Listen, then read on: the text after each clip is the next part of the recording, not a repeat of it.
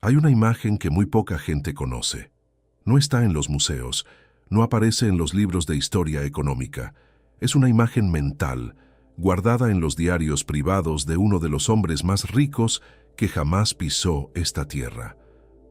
John D. Rockefeller, en sus últimos años de vida, tenía la costumbre de sentarse cada mañana antes del amanecer, abrir una pequeña Biblia de cuero negro desgastado y leer siempre el mismo pasaje. No como ritual religioso, no como obligación dominical. Lo leía como quien bebe agua después de 3 días en el desierto. Con urgencia, con gratitud, con la certeza de que ahí, en esas palabras antiguas, vivía algo que el mundo moderno había olvidado nombrar correctamente.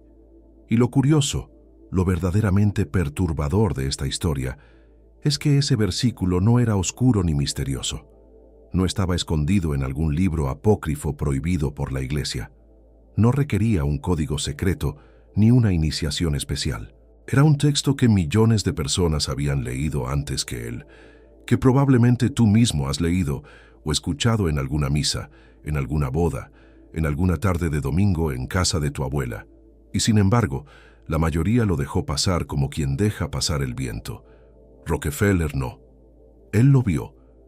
Él lo entendió de una manera que cambió la dirección de toda su existencia. Eso es lo que vamos a desentrañar hoy. No la vida pública de Rockefeller, no los números, no el petróleo ni la Standard Oil ni los trusts financieros. Vamos a ir mucho más adentro.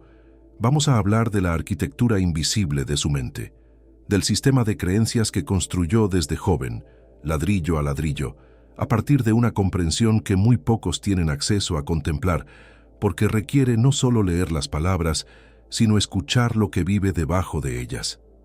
Antes de comenzar, deja tu like y suscríbete al canal si aún no lo has hecho. Lo que viene a continuación no es contenido para consumir rápido y olvidar. Es un mensaje para guardar, para volver, para releer en los momentos en que la vida te haga dudar de ti mismo. Empecemos por algo que casi nadie menciona cuando habla de Rockefeller. Algo que sus biógrafos suelen poner en una nota al pie, como si fuera un detalle menor, pintoresco, casi vergonzoso de mencionar en un análisis serio de su éxito.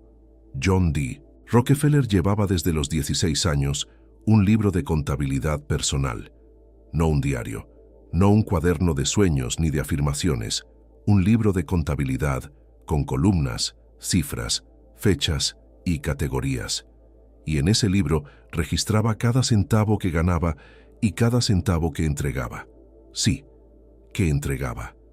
Porque desde antes de ganar su primer dólar de verdad, Rockefeller ya destinaba un porcentaje fijo de sus ingresos a causas más grandes que él. No cuando le sobraba. No cuando el mes había sido bueno. Siempre. Con disciplina casi militar. Con una convicción que no dependía del estado de su cuenta bancaria, sino del estado de su sistema de valores.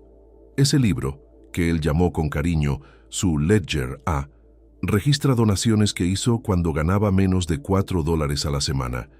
Donaciones a su iglesia, a vecinos en necesidad, a organizaciones de su comunidad, y esto no lo hacía por imagen. No había prensa que lo cubriera, no había Instagram donde publicarlo. Lo hacía en silencio, en privado, con la disciplina callada de alguien que ha entendido algo fundamental sobre cómo funciona el universo.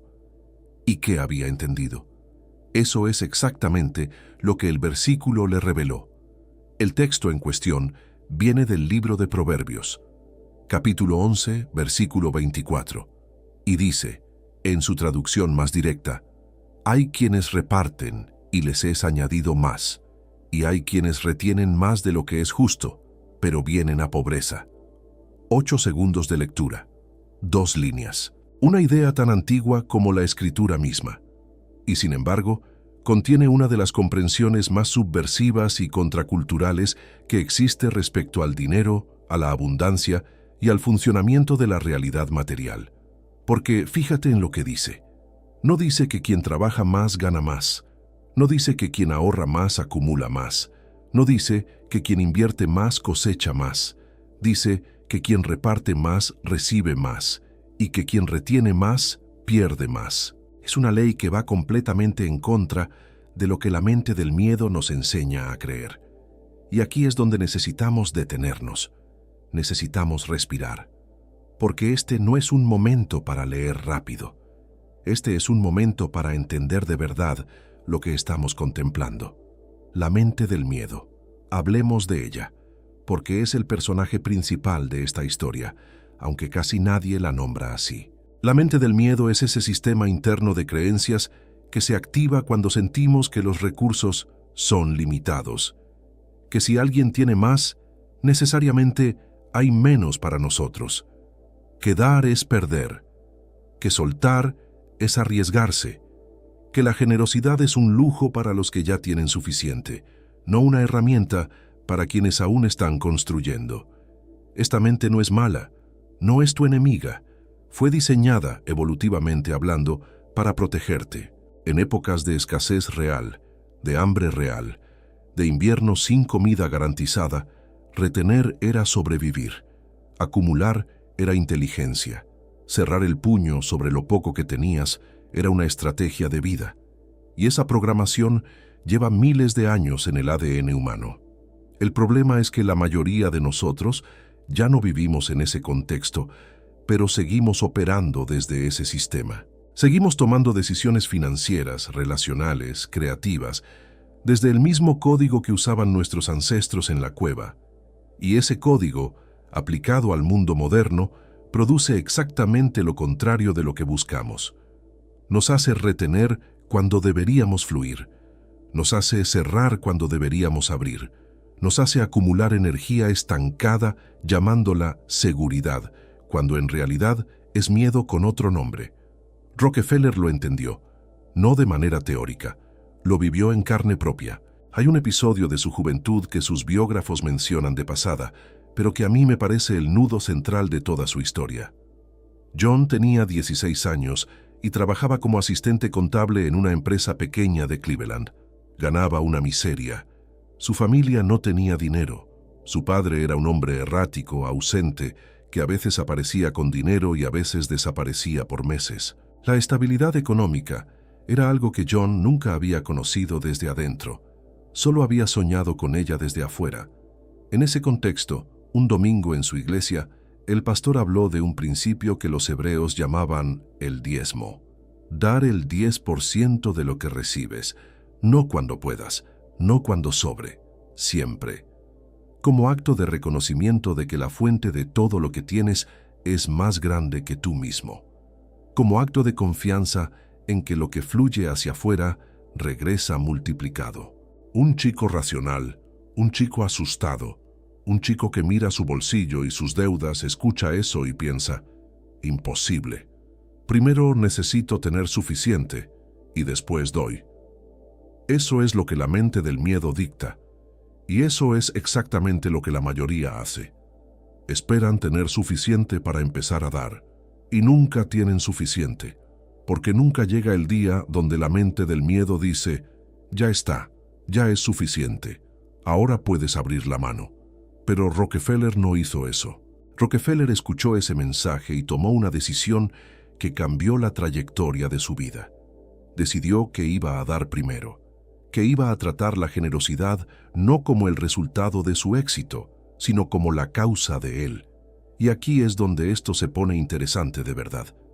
Porque lo que Rockefeller descubrió no era solo una verdad espiritual, era también una verdad psicológica profunda, que cambiar la relación que tienes con el dinero cambia la relación que el dinero tiene contigo. Permíteme explicarlo de una manera que quizás nunca has escuchado. Cuando tú vives desde la mentalidad de la retención, cuando tu relación con los recursos está gobernada por el miedo a que falten, tu cerebro literalmente comienza a filtrar la realidad de una manera específica. La neurociencia lo documenta. Se llama sesgo de confirmación aplicado a la escasez. Tu mente busca, en cada situación, evidencia de que los recursos son limitados. Ve amenazas donde hay oportunidades. Ve pérdidas donde hay intercambios. Ve peligro donde hay posibilidad. ¿Y qué produce eso en el plano práctico? Que tomas decisiones desde el miedo, decisiones que parecen conservadoras, pero son en realidad autodestructivas. No inviertes porque ¿y si pierdo? No delegas porque nadie lo hace tan bien como yo y si lo suelto pierdo control.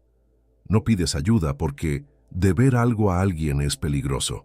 No abres nuevas oportunidades porque más vale lo malo conocido que lo bueno por conocer. Y así, la retención que debía protegerte se convierte en la jaula que te encierra. Conservas lo poco que tienes con tal fuerza que lo asfixias, como quien agarra una planta con tanta fuerza para no perderla que termina arrancándole las raíces.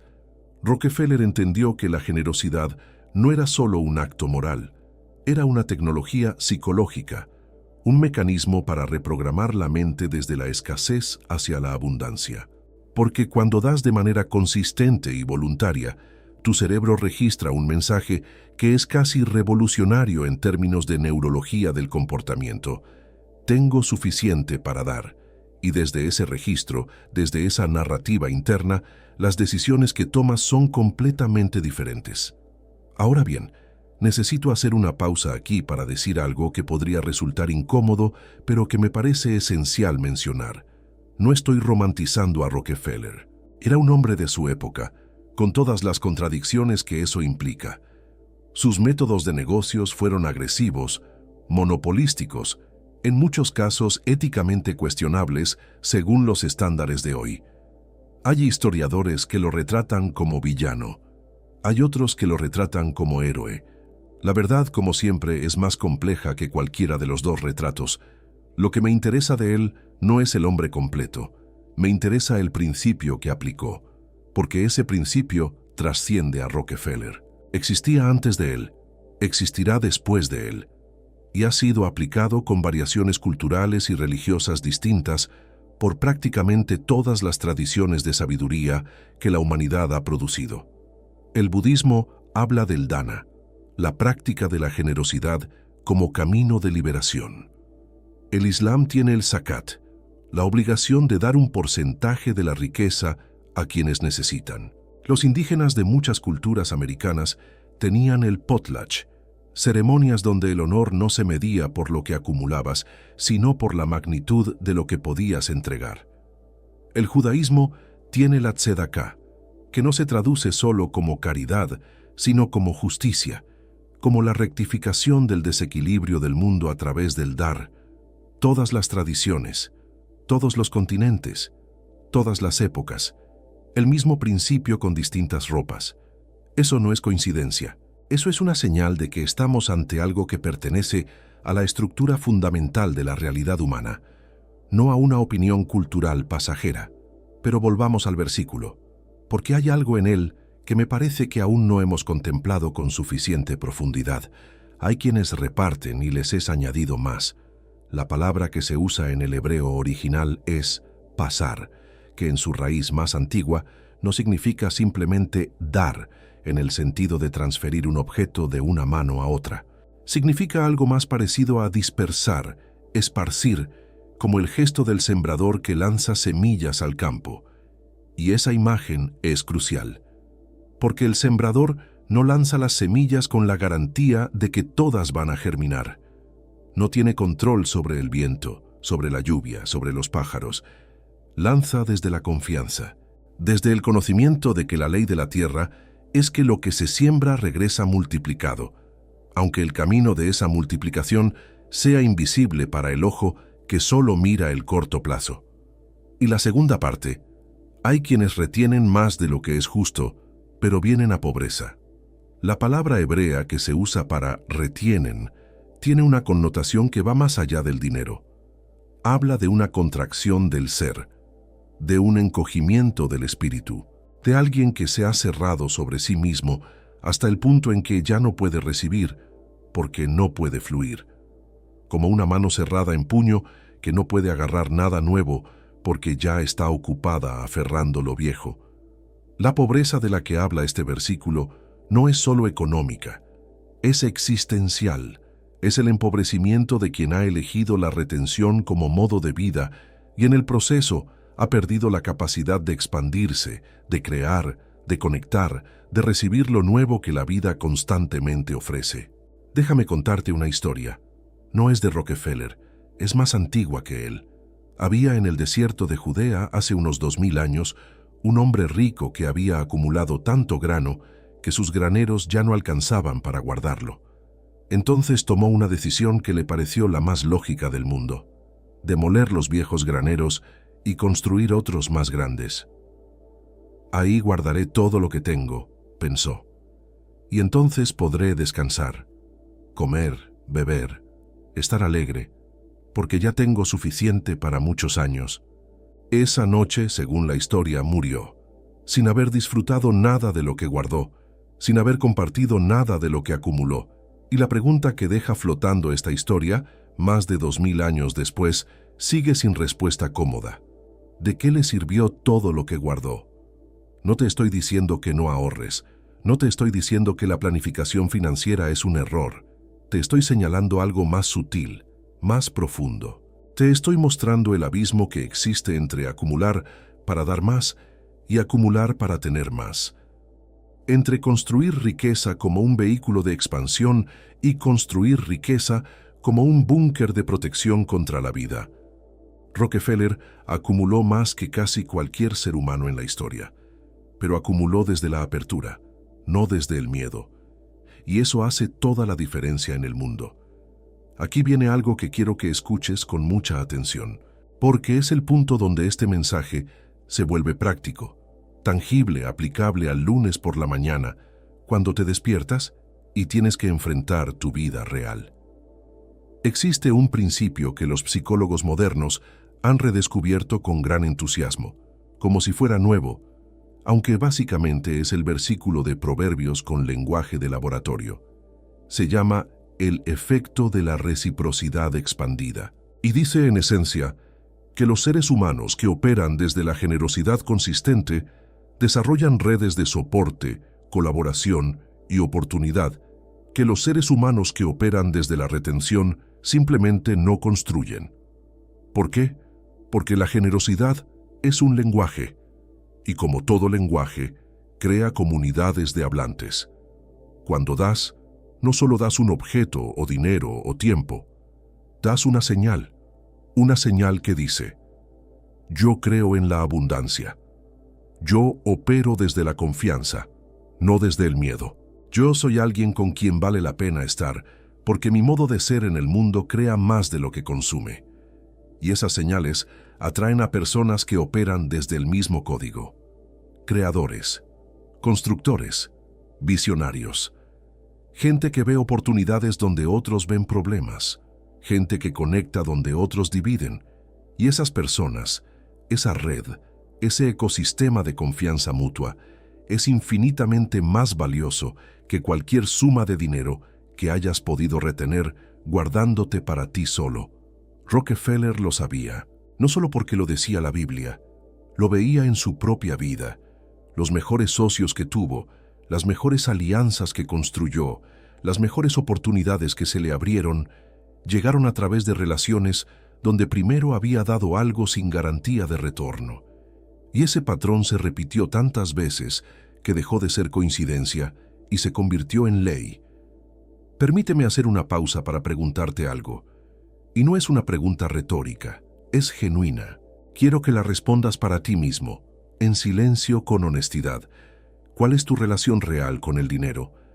No la que describes en las reuniones sociales, no la que aspiras a tener, la real, la que se activa cuando alguien te pide que contribuyas a algo y tu primer pensamiento instintivo, antes de que la razón lo intercepte, es de retracción, la que aparece cuando ves el éxito de otro y en vez de celebrarlo, aunque sea por un segundo, te preguntas si eso significa que hay menos para ti.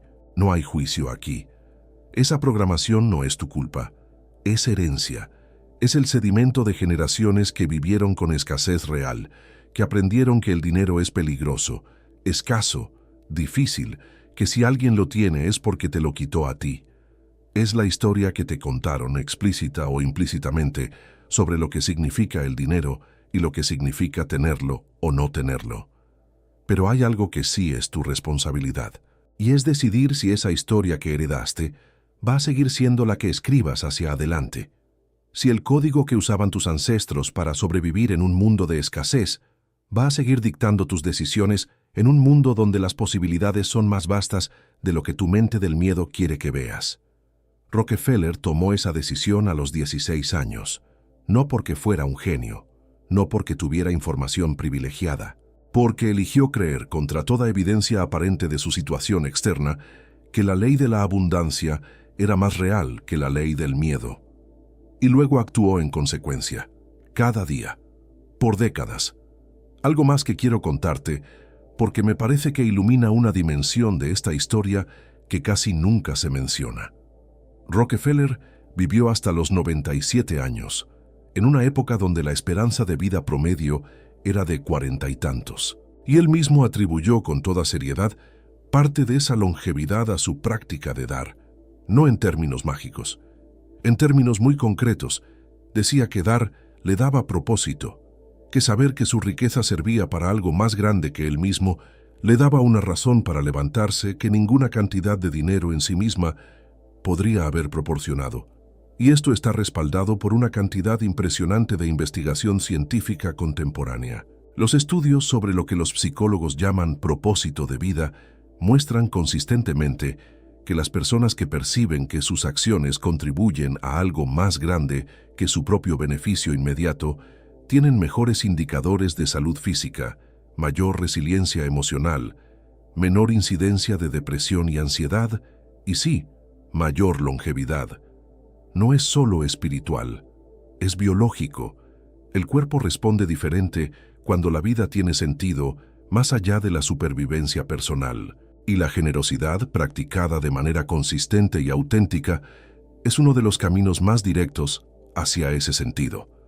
Ahora bien, no estoy prometiendo que si empiezas a donar el 10% de tu sueldo, vas a vivir hasta los 97. Eso sería irresponsable de mi parte decirlo, y sería una simplificación grosera de una realidad mucho más compleja. Lo que sí te digo es que la relación entre generosidad y bienestar integral, documentada por siglos de sabiduría tradicional y décadas de ciencia moderna, es demasiado consistente para ignorarla. Hay algo más, y esto me parece que es quizás lo más importante de todo lo que hemos hablado hasta ahora, así que presta especial atención. El versículo de Proverbios no es una promesa de riqueza material para todo el que da.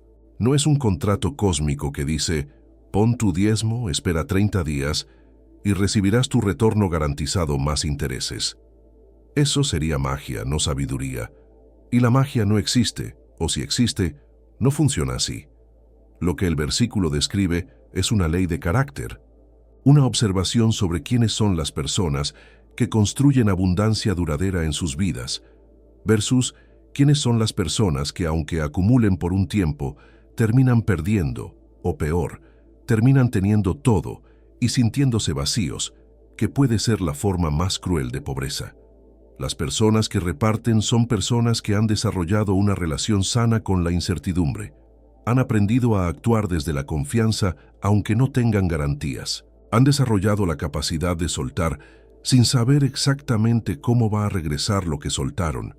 Y esa capacidad, ese músculo psicológico, es exactamente el mismo músculo que se necesita para invertir en un proyecto incierto, para lanzar un negocio sin garantías, para tomar decisiones de expansión, cuando la mente del miedo quiere que te quedes quieto. En otras palabras, la persona que practica la generosidad se convierte sin proponérselo explícitamente en la persona capaz de hacer las cosas que construyen abundancia real. No porque el universo le recompense su virtud con cheques en el correo, sino porque el entrenamiento de la generosidad desarrolla exactamente los atributos de carácter que la prosperidad requiere. Si vas a aplicar algo de esto en tu vida esta semana, escribe en los comentarios, siembro desde hoy. Solo esas 3 palabras, y verás que no estarás solo. Hay una ironía hermosa en todo esto que quiero señalar antes de continuar, y es que Rockefeller, el hombre que se convirtió en símbolo del capitalismo más agresivo, el hombre cuya riqueza fue construida a través de la competencia más feroz del siglo XIX, en realidad operaba desde un principio que es radicalmente opuesto a la lógica competitiva del mercado clásico. La lógica del mercado dice, acumula lo máximo posible, compite para ganar. La riqueza del otro es una amenaza para la tuya. La lógica del versículo dice exactamente lo contrario. Y Rockefeller, de manera casi paradójica, usó la lógica competitiva hacia afuera en sus negocios, pero la lógica de la generosidad hacia adentro en su carácter. Y fue esa combinación, esa tensión creativa entre el guerrero que construye y el sembrador que da, lo que lo hizo único en la historia. No sé si era consciente de esa paradoja. Probablemente sí, dado que era un hombre de enorme inteligencia reflexiva. Pero lo que importa no es si él lo nombraba así. Lo que importa es que el patrón es observable y que cada uno de nosotros puede extraer de ese patrón algo útil para su propia vida. Antes de que terminemos esta primera parte del mensaje, quiero dejarte con una imagen para que la lleves contigo. Imagina un río que nace en las montañas, lleno de energía, lleno de vida. Ese río fluye hacia abajo, atraviesa valles, riega campos, da agua a animales y personas y plantas. Y porque fluye, porque se entrega constantemente, el río nunca se vacía. Las lluvias lo renuevan, los manantiales lo alimentan, el ciclo del agua lo sostiene.